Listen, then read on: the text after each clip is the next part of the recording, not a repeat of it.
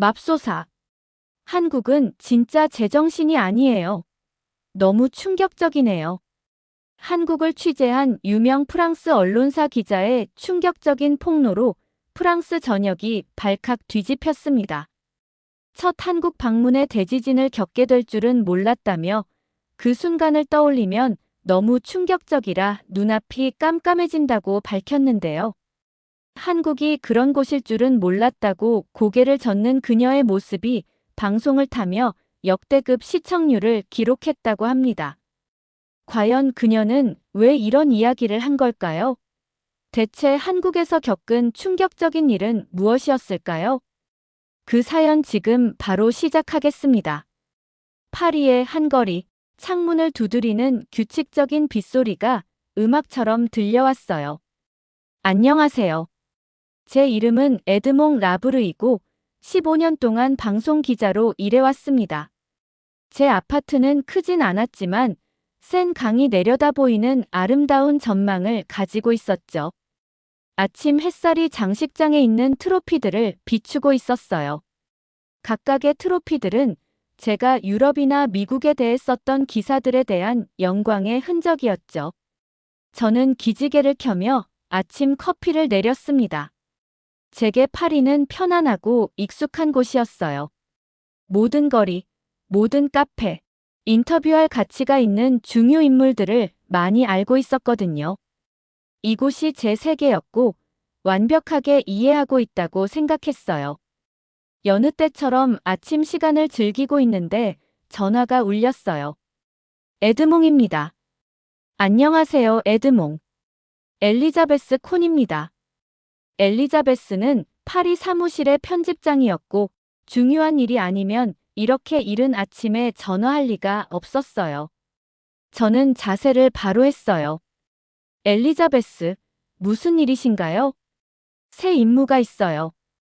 평소와는 다른 주제예요. 저는 새로운 임무를 받을 생각에 평소처럼 들떠 있었어요. 아마도 또 다른 유럽 정치나 미국 기술에 관한 이야기겠지 했어요. 이런 주제들은 제가 가장 잘 아는 분야였죠. 서구 세계의 중요한 사건들을 다루면서 명성을 쌓아왔거든요.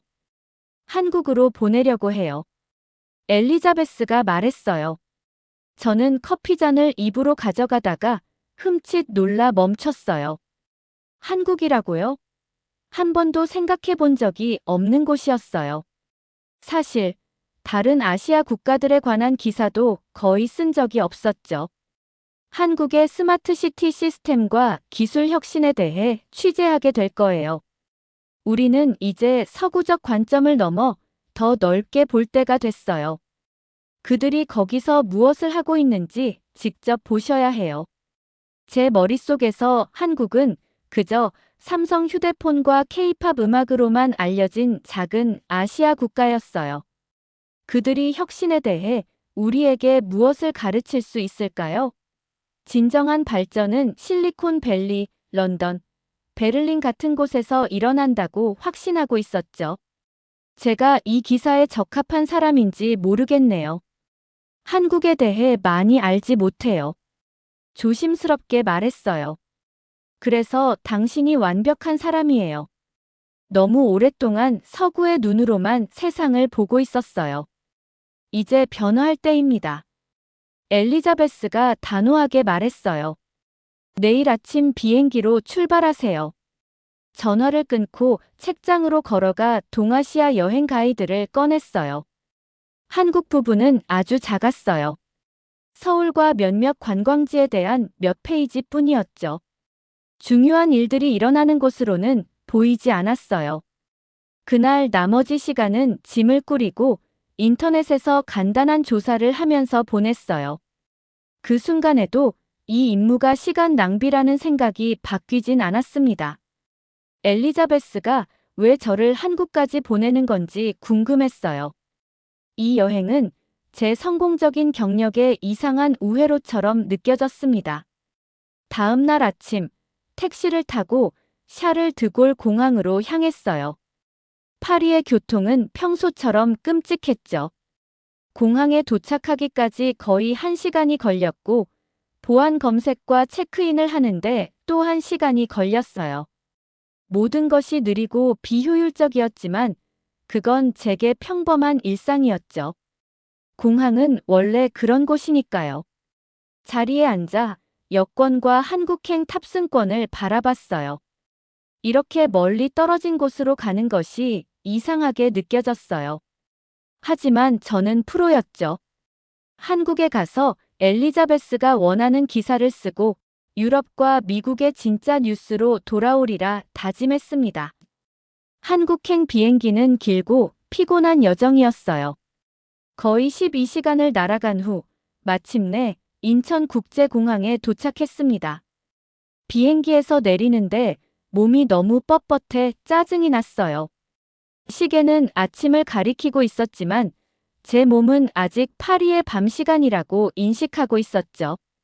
출입국 심사장으로 걸어가면서 파리의 샤를 드골 공항에서 늘 겪어왔던 긴 줄과 느린 처리 과정을 예상했어요.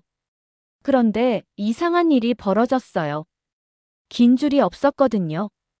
대신 얼굴 인식 카메라가 달린 자동화된 게이트들이 줄지어 있었어요. 조심스럽게 한 게이트에 접근했어요. 무엇을 해야 할지 보여주는 간단한 그림들을 따라했죠. 여권을 스캐너에 올려놓고 카메라를 바라보자 몇 초 만에 게이트가 열렸어요. 3분이요. 출입국 심사를 통과하는데 그게 전부였어요. 파리라면 최소 30분은 줄을 서서 기다렸을 텐데요. 잠시 그 자리에 서서 혼란스러움에 눈만 깜빡이고 있었어요. 수화물을 찾으러 가는데 작은 로봇들이 터미널을 돌아다니는 모습이 보였어요. 로봇들은 여러 언어로 질문에 답하며 승객들이 길을 찾도록 도와주고 있었어요. 한 로봇이 노부부를 택시 승강장으로 안내하면서 제 옆을 지나갔어요. 공항은 얼마나 분주한지와 상관없이 깨끗하고 밝았으며 놀랍도록 평화로운 느낌이었어요. 도착했을 때 이미 컨베이어 벨트 위를 돌고 있던 제 짐을 찾으면서 혼란은 더 커지고 있었습니다. 지금 인천공항의 이 모든 것이 얼마나 효율적인지 생각할 틈도 없이 누군가 제 이름을 부르는 소리가 들렸어요. 라브르 씨, 한국에 오신 것을 환영합니다. 자신감 넘치는 미소를 지닌 여성이 제게 다가오고 있었어요. 안녕하세요. 서영 박사입니다. 한국 체류 기간 동안 제가 안내를 맡게 됐어요. 그녀는 완벽한 영어로 말했어요. 서툰 영어를 구사하는 사람을 예상했는데 이렇게 자신감 넘치는 전문가를 만날 줄은 몰랐어요. 감사합니다. 공항이 꽤 효율적이네요. 서영 박사님은 이런 말을 자주 들었다는 듯이 미소를 지으셨어요. 우리는 기술이 삶을 더 복잡하게 만드는 게 아니라 더 쉽게 만들어야 한다고 생각해요. 가시죠. 자율주행 택시가 기다리고 있어요. 자율주행 택시라고요? 그녀를 따라 밖으로 나갔어요. 거기엔 깔끔한 전기차가 기다리고 있었죠. 서영 박사님이 한국어로 몇 마디 말하자 차량 시스템이 친절한 목소리로 응답했어요. 서울로 출발합니다. 교통 상황에 따라 1시간 정도 걸릴 거예요. 차가 출발하자 스티어링 휠이 저절로 돌아가는 모습을 놀라움으로 지켜봤어요. 대시보드 화면으로 이 차가 다른 차량들, 보행자들, 심지어 멀리서 길을 건너는 작은 동물까지 감지하는 것을 볼 수 있었습니다. 차는 부드럽게 움직였어요. 창밖으로 고속도로를 따라 늘어선 거대한 태양광 패널들이 보였어요. 저것들은 전기차 충전소에 많은 전력을 공급하고 있어요. 서영 박사님이 설명해 주셨어요. 앞으로 10년 안에 우리 교통 시스템을 완전히 지속 가능하게 만들기 위해 노력하고 있죠. 차 안의 화면은 교통 상황, 날씨, 심지어 지금 그 태양광 패널이 생산하고 있는 전기량까지 실시간으로 보여주고 있었어요. 모든 것이 제가 전에 본 적 없는 방식으로 연결되어 있는 것 같았어요. 서울에 조금씩 가까워질수록 풍경이 변했습니다. 반짝이는 건물들이 멀리서도 보일 정도로 높이 솟아올라 있었죠. 하지만 제 눈길을 끈 것은 도로 위의 차량들이었어요. 많은 차들이 완벽한 합을 이루며 마치 춤을 추듯 움직이고 있었어요. 여기 자율주행차가 몇 대나 있나요? 제 목소리에 담긴 놀라움을 감추려고 노력하면서 물었어요. 지금 서울의 차량 중 약 30%가 완전 자율주행 차량이에요. 서영 박사님께서 약간의 자부심을 담아 말씀하셨어요. 5년 전에 도입하기 시작한 이후로 교통사 고율이 60%나 감소했어요. 저는 제가 지금 보고 있는 광경들이 이해가 되지 않았어요. 제 머릿속에서 한국은 따라가는 나라였지 선도하는 나라가 아니었거든요. 그런데 첫 1시간 동안 본 모든 것들이 저의 그런 믿음을 깨부수고 있었어요. 노트북을 꺼내 한국의 첫인상을 적기 시작했어요. 손가락이 키보드 자판 위를 빠르게 움직였죠. 전에 비행기에서 준비했던 피상적인 질문들이 아니라 이제 진짜 궁금한 것들이 너무 생겼어요. 이건 시작에 불과해요, 라브르 씨. 보여드릴 것이 훨씬 더 많답니다. 서영 박사님이 미소 지으며 말했어요. 그날 호텔에서 편안하게 하룻밤을 보낸 후 핸드폰 알람 소리에 잠을 깼어요. 아침 햇살이 커튼 사이로 스며들면서 방 안을 밝게 비추고 있었죠. 지금까지 묵었던 어떤 호텔보다 기술적으로 발전된 방이었어요. 심지어 화장실도 제가 필요한 것을 미리 알고 있는 것 같았어요.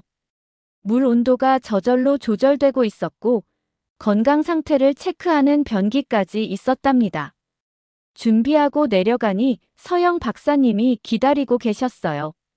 오늘은 서울 곳곳을 방문할 예정이고 각 장소마다 한국의 혁신적인 모습을 다양하게 보여줄 거라고 했어요.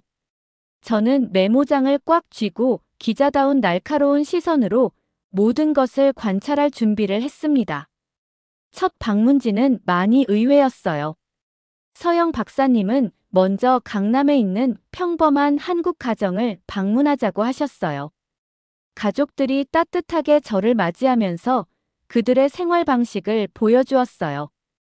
10살 정도로 보이는 아이들이 집안 거의 모든 것들을 핸드폰으로 제어하는 모습을 시연했어요. 가장 놀라웠던 건 냉장고였어요. 안에 있는 모든 것을 추적하고 음식이 유통기한에 가까워지면 알려주고 심지어 있는 재료로 만들 수 있는 요리까지 추천해주고 있었어요. 화장실에는 기본적인 건강 지표를 모니터링하고 잠재적인 건강 문제를 알려주는 스마트 변기도 있었답니다. 이건 부유한 가정만을 위한 게 아니에요. 그 집을 나오면서 서영 박사님이 말씀하셨어요. 이런 시스템들이 다양한 소득 수준의 새 주택에서 표준이 되고 있어요. 정부는 스마트홈을 공중보건 인프라의 일부로 보고 있거든요. 우리는 로봇이 서빙을 도와주는 레스토랑에서 점심을 먹은 후 성동구로 향했어요. 예전에는 오래된 공업 지역이었는데 이제는 친환경 스마트 시티 프로젝트로 변신한 곳이었죠. 이곳의 건물들은 대기 오염을 흡수하는 특수 코팅이 되어 있었어요. 도로에는 낮에 에너지를 모아 밤에 가로등을 켜는 태양광 패널이 내장되어 있었고요. 빗물은 모아서 걸러진 다음 건물 옆면까지 자라나는 식물과 나무에 재사용되고 있었습니다.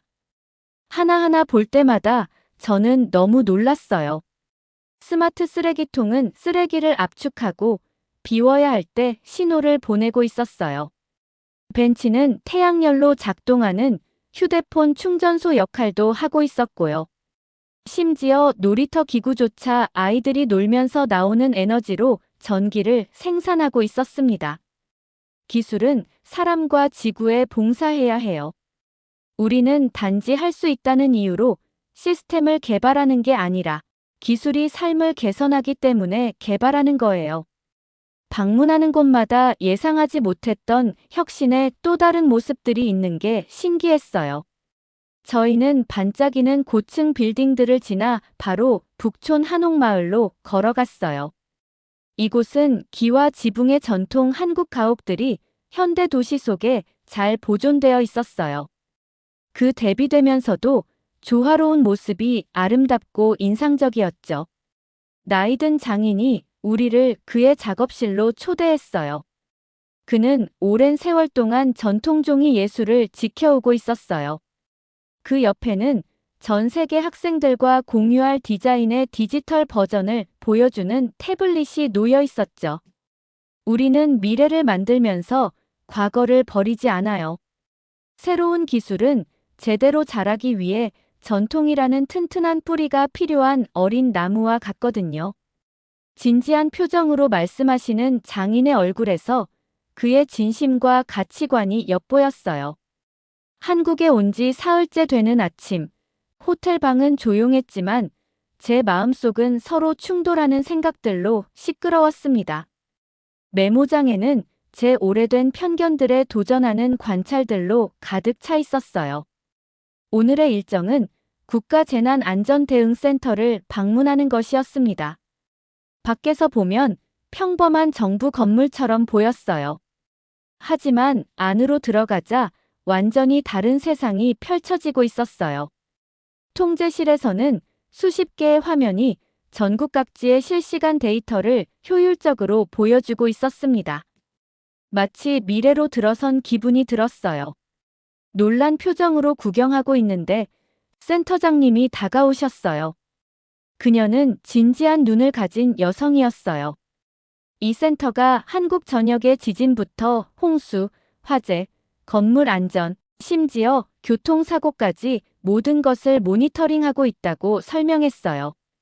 커질 수 있는 작은 문제들도 초기에 잡아낸다고 했어요. 시연을 보여드리겠습니다. 그녀가 팀에게 손짓하며 말했어요.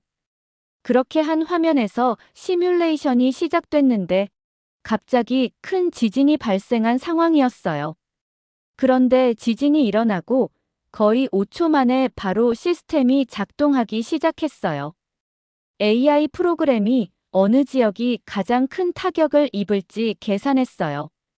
지도에는 위험한 지역을 자동으로 피하도록 조정된 대피 경로가 나타나고 있었고, 병원들은 예상되는 부상과 준비 방법에 대한 즉각적인 경보를 받았죠. 가장 인상적이었던 건 시민 경보 시스템이었어요. 시연용 휴대폰에 테스트 메시지들이 번쩍이고 있었는데 사람들의 정확한 위치에 따라 맞춤형 경보가 전송되었어요. 높은 건물에 있는 사람은 해변 근처에 있는 사람과는 다른 지시를 받고 있었죠. 시스템은 어떤 도로가 이미 붐비는지도 알고 있어서 대체 경로를 제한했어요. 실제 비상 상황에서 이 시스템은 수천 명의 생명을 구할 수 있습니다. 과거의 여러 비극적인 사고 이후 우리는 그 고통스러운 교훈들을 통해 더 나은 것을 만들었어요. 센터장님이 말씀하셨어요. 우리는 기술이 무엇보다 먼저 사람을 보호해야 한다고 결정했어요.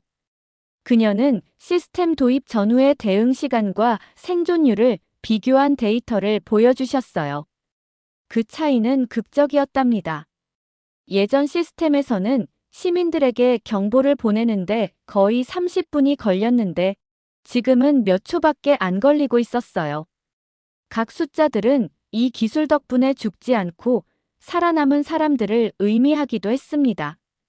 지금까지 제가 보도했던 프랑스와 다른 유럽 국가들의 유사한 시스템들에 대해 생각해 봤어요. 이런 수준의 효율성과 배려심을 갖춘 시스템은 그 어디에도 없었어요. 개발 비용이 얼마나 들었는지 여쭤봐도 될까요?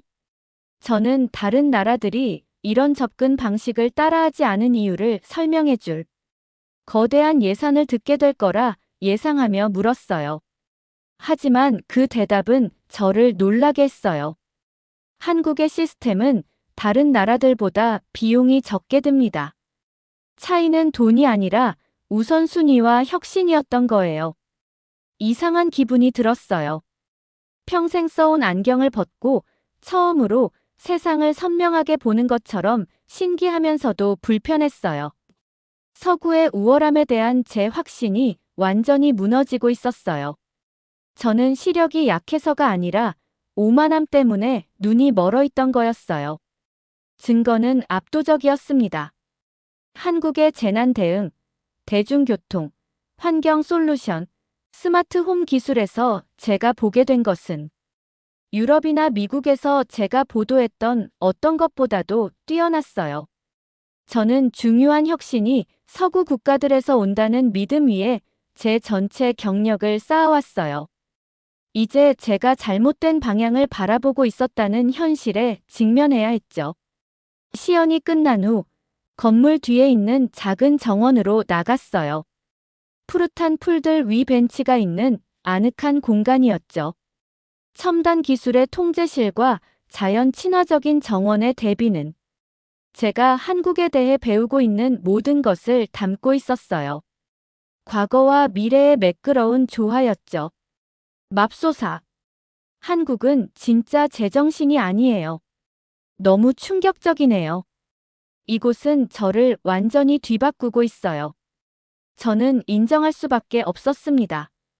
그날 저녁 호텔방에서 노트북 화면을 바라보며 많은 생각을 했어요. 첫날 쓰기 시작한 기사가 이제는 잘못된 것처럼 느껴졌어요.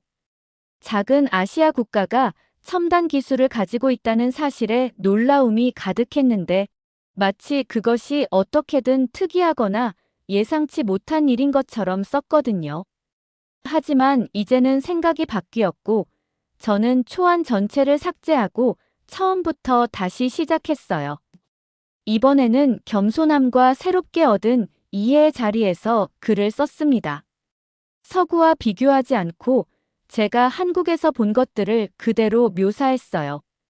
제 자신의 편견과 그것이 어떻게 전체 그림을 보는 것을 막았는지 인정했어요. 가장 중요한 것은 제 나라가 한국의 접근 방식에서 배울 수 있는 것에 초점을 맞추었다는 거예요. 자정이 다가올 무렵 새 초안을 완성하고 처음부터 끝까지 읽어보았어요. 며칠 전 한국에 도착한 편견 덩어리 외국인 기자가 아니라 진짜 기자의 마음으로 솔직하게 작성했어요. 이것이 불편한 진실에 직면하는 대가로 얻은 제 보상이었어요. 세상을 더 선명하게 바라보도록 해주는 새로운 관점이었죠. 간단한 메모와 함께 기사 초안과 촬영한 영상들을 엘리자베스에게 보냈어요. 제가 쓰려고 예상했던 이야기는 아니지만 꼭 전해져야 할 이야기입니다. 한국에서의 마지막 시간이 너무 빨리 찾아오고 있었어요. 여행 가방을 정리하면서 저의 달라진 모습을 보니 이상했어요.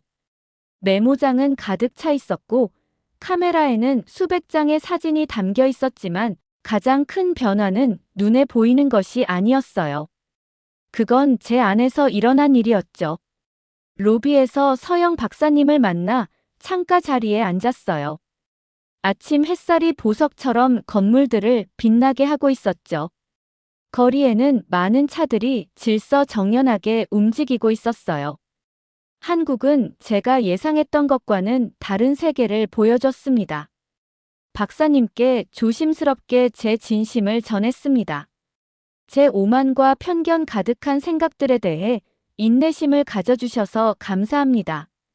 서영 박사님은 다 이해한다는 듯이 고개를 끄덕이며 미소를 지어주셨어요. 그녀는 가방에서 선물을 꺼내 제게 주셨어요. 이걸 보면서 가끔씩 한국을 추억하셨으면 좋겠어요. 선물을 뜯어보니 현대 고층 빌딩을 배경으로 한 전통 한옥의 모습이 그려진 예쁜 책갈피가 있었습니다. 감사합니다, 박사님. 인천공항으로 가는 길이 너무 짧게 느껴졌어요. 창밖으로 조금씩 멀어지는 서울을 보며 모든 순간들을 기억하려고 노력했어요. 인천공항에 처음 도착했을 때 저를 놀라게 했던 효율적인 체크인 과정이 이제는 평범하게 느껴졌어요. 승객들을 안내하는 로봇들이 더 이상 놀랍지 않았어요. 한국에서는 그 놀라운 일들이 너무나 당연하다는 걸 알게 됐으니까요. 단 일주일 만에 제 기본에 대한 정의가 완전히 바뀌었답니다. 파리로 돌아가는 비행기 안에서 상사인 엘리자베스가 보낸 열정적인 답변을 확인했어요. 지금까지 쓴 당신의 기사 중 최고예요. 이전 기사들보다 좀 더 솔직해졌고 유용해졌네요. 그녀는 제 기사들 중 특히 마음에 드는 부분들을 짚어줬어요. 한국의 재난 대응 시스템에 대한 당신의 설명은 우리 정부 관리들이 필수로 읽어야 할 내용이에요. 그리고 문화적 정체성을 잃지 않으면서 일상생활의 기술을 통합한 방식은 정말 놀랍군요. 엘리자베스의 긍정적인 피드백을 받으니 뿌듯하면서 안심이 되었어요. 파리의 샤를 드골 공항에 도착했을 때 저는 한국과의 대비를 극명하게 느낄 수 있었습니다. 줄은 길고 혼란스러웠어요. 승객들은 짜증이 나 보였죠. 직원들은 제대로 들리지 않는 지시사항을 소리치고 있었어요. 한때 정상으로 여겨졌던 것이 이제는 불필요하게 혼란스럽다 느껴졌어요. 제 아파트는 제가 떠났을 때와 똑같았지만 어쩐지 다르게 느껴졌어요. 장식장 위 트로피들이 한때는 저를 자부심으로 가득 차게 했지만 이제는 의문이 생겼어요. 익숙한 곳만 바라보느라 얼마나 많은 이야기를 놓쳤을까? 나는 잘 모르는 나라들에서 왔다는 이유로 얼마나 많은 혁신을 무시했을까? 제 기사는 주말 뉴스로 나갔어요. 7분짜리 짧은 영상이었지만 반응이 엄청났어요. 최근 프랑스에 불어온 한류 열풍과 합쳐져 엄청난 관심을 모았고 역대급 시청률을 기록했어요. 월요일 아침이 되자 소셜미디어에서 기사가 공유되고 다른 뉴스 매체에서도 인용되기 시작했어요. 다른 방송국 프로듀서들이 인터뷰를 요청하는 전화를 걸어왔고 한 정부 장관은 한국 대중교통 시스템에 대한 제 관찰에 대해 논의하고 싶어 했어요. 서구를 따라잡으려고 애쓰는 나라를 발견할 것이라 예상하고 한국에 도착했는데 오히려 많은 분야에서 앞서가고 있는 나라를 발견했다고 설명했어요. 제가 얼마나 잘못 알고 있었는지 인정하는 것은 불편하면서도 동시에 해방감을 주었어요. 이제 저는 몇 주 전과는 완전히 다른 사람이 되었고 세상도 달리 보게 됐어요. 한때 사실이라고 여겼던 가정들의 의문을 제기하게 되었고 혁신을 익숙한 곳에서만이 아니라 어디에서나 찾고 있었어요.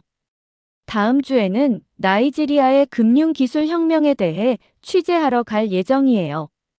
이번에는 제 편견을 없애고 취재를 시작할 거예요. 기자로서 우리의 일은 이미 믿고 있는 것을 확인하는 것이 아니라 아직 알지 못하는 것을 발견하는 거니까요. 제 머리와 가방은 가벼울 테지만 마음은 더 열려 있을 겁니다. 세상은 제가 상상했던 것보다 더 크고 더 복잡하며 더 놀라운 곳이라는 단순한 진실을 항상 마음에 새길 거예요. 앞으로도 전 세계를 누비며 편견 없이 세상의 모습들을 전하는 기자가 되겠습니다. 한국도 많이 응원할게요. 감사합니다. 오늘의 영상은 여기까지입니다. 오늘의 사연 재미있게 보셨다면 구독과 좋아요 부탁드릴게요.